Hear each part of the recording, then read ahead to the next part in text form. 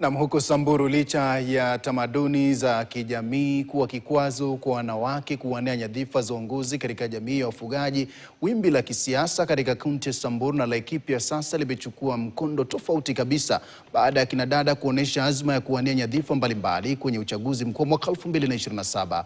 Wakizungumza wakati wa mkutano ulioweka wazi ajenda hiyo na ambao uliongozwa na wakfu mmoja maeneo hayo chini ya kampeni ya 50-50, akina mama hao wanasema kuwa muda wa kuvunja ukimya kuhusu nafasi za kiongoza jamii umefika, huku wakishabikia pia nafasi za uongozi zinazoshikiliwa na baadhi ya viongozi wa kike.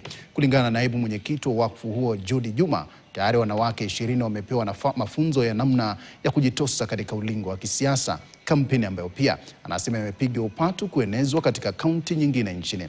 Kauli hiyo imeungwa mkono huku pia kina mama wakisema kwamba kama vijana wa kike wenye mtazamo wa kuingia katika siasa wanazo ajenda muhimu na kuu zenye uwezo wa kuibadili jamii, huku akisifia ushupavu unaodhihirishwa na mbunge wa Samburu Magharibi Naisula Lesuda.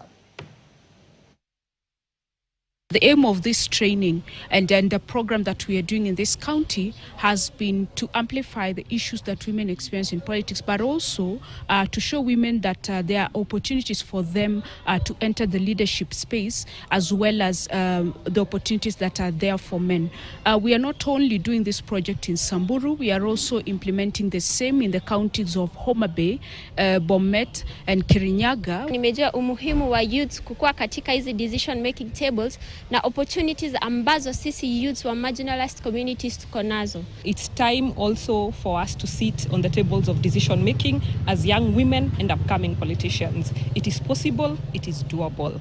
Wakati mrefu sana tumekuwa tukifinyiliwa hasa sana hapa kwetu Samburu sababu ya issue ya mambo ya kacha mira zetu. Huko Lamu, mtazamaji, ni kwamba vijana katika kaunti ya Lamu wanaitaka serikali kuendeleza juhudi za kuimarisha usalama, wakisema kuwa amani ni msingi wa maendeleo.